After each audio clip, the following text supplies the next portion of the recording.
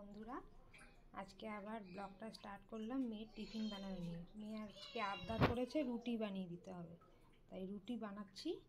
এই যে তাওয়াটা গরম করতে দিয়েছি, রুটিটা বানিয়ে নিয়ে তারপরে আসছি বন্ধুরা। গুড মর্নিং বন্ধুরা, আবার চলে এসেছি আর একটা নতুন ব্লগ নিয়ে, ফ্রেশ এয়ার নিয়ে। এই যে বারান্দা থেকে ব্লগটা স্টার্ট করছি যাতে মুডটা ভালো হয়ে যায়। আজকে তোমাদের সবার দিন ভালো কাটুক এই বলেই আবার পরে আসছি।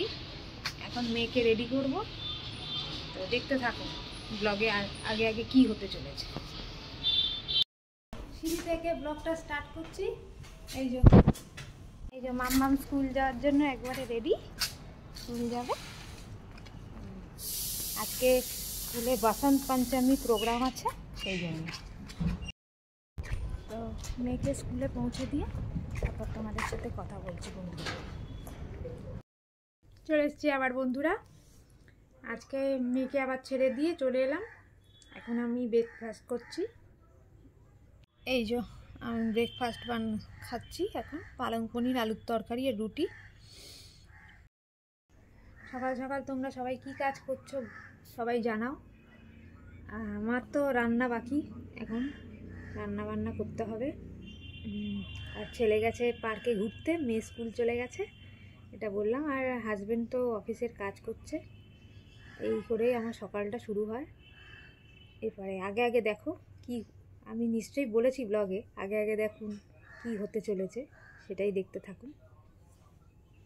হাতি মাটির ডিম তারা মাটি পারে ডিম, তাদের খাড়া দুটো সিং তারা হাতি মাটির ডিম। স্কুল থেকে এসে এখন কিন্ডার জয়ের খেলনা নিয়ে খেলছে।